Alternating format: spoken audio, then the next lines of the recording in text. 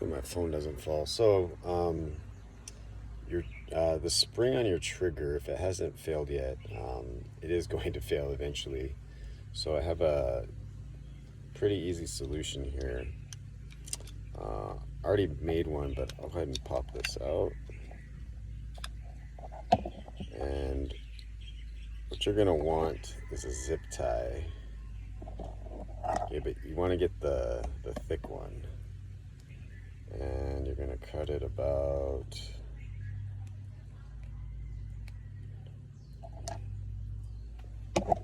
this long.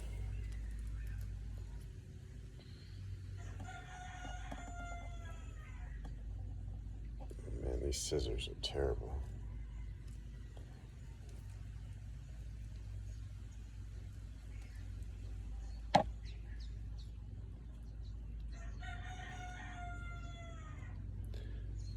Oh, brah.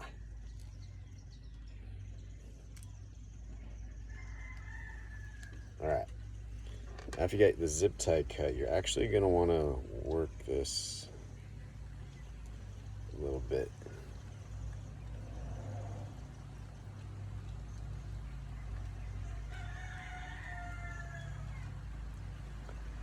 So it's kind of like bent in half. Scissors stuck on my hand. Like this. And then I'm gonna use my old one just because it's already like broken in, and at the beginning the trigger is gonna feel a little harder to push than normal. So you just stick this in here, and you want to make sure that you get this around the little post in there. So put in the trigger.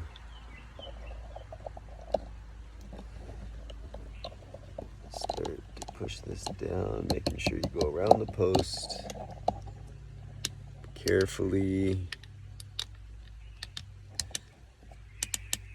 Get that seated. And once you get it seated, because the zip tie is a little bit thicker, it's a thick zip tie, it's going to want to push the trigger out. So once you get it in, don't start pushing the trigger right now. It's just going to pop out. You're going to have to reseat it. So instead, put the cover back on.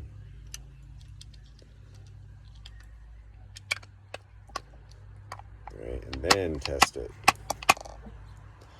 I've had 3 springs break on me now. I've owned this thing for less than a year. Since I put the zip tie in, I've had 0 issues for the past, I don't know, maybe 4 months or so. So you don't need to watch me put the screws back in. Hope this helps somebody.